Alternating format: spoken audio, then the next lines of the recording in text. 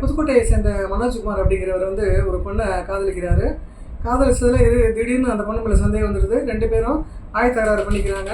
இவர் அடிக்கடி சந்தேகப்படுறதுனால அந்த பொண்ணுக்கிட்ட நான் தற்கொலை பண்ணிக்குவேன் அப்படிங்கிற மாதிரி சொல்லியிருக்காரு. அந்த பொண்ணு சாக பயந்தவன்னு ஒரு மெசேஜ் கொடுத்துருக்காட்டிருக்கு.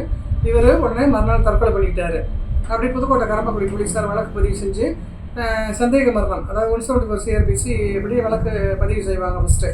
அதுக்கப்புறம் தான் இதை விசாரணையாக எடுத்துக்கிட்டு மெசேஜ் அது இதுன்னு புலன் விசாரணையில் என்ன கொடுத்துருக்காங்க, இது தற்கொலை பண்ணிக்கிறதுக்கு யார் காரணம், எப்படி செத்தார் என்னங்கிறப்ப இந்த பொண்ணுங்க அனுப்பின மெசேஜை வச்சு இது தற்கொலைக்கு தூண்டினதான் பழைய செக்ஷன் 306 போடுவாங்க.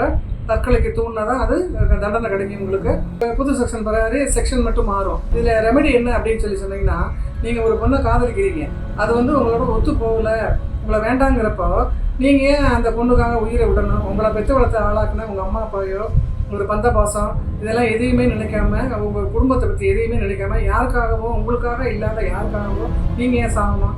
2வது உங்கள் பிரதர்கிட்ட வந்து நீங்கள் முதல் நாள் ஆலோசனை கேட்டிருக்கீங்க. அப்போ அவர்கிட்ட சொல்லியிருக்கீங்க தகவல். அப்போ அவர்கிட்ட ஆலோசனை கேட்டிருந்தா அவரே சொல்லியிருப்பார் நீங்கள் எப்படி வாழணும், எப்படி இது வழிதர அப்படிங்கிறது. அதுலேருந்து நீங்கள் தவறிட்டீங்க. 3வது என்ன அப்படின்னாக்கா, பெண்கள் இது மாதிரி பாலியல் வன்கொடுமை அங்கே நடக்குது இங்கே நடக்குது, பெண்களுக்கு இந்த கொடுமையாக்கும் அப்படியாக்கும் இப்படியாக்கும் போர்க்குடி தூக்கி பிரயோஜனம் இல்லை. நீங்களும் இது மாதிரி வேண்டாத செயல்களில் ஈடுபட்டு நல்ல இளைஞர்களோட உயிரோட விளையாண்டா அது வந்து நியாயமா அப்படிங்கிறத யோசிக்கணும். இதனால நிறைய இளைஞர்கள் வந்து பாதிக்கப்படுறதும் இல்லாமல் பெண்கள் மேலே உள்ள ஒரு நம்பிக்கையை இது மாதிரி போயிடும்.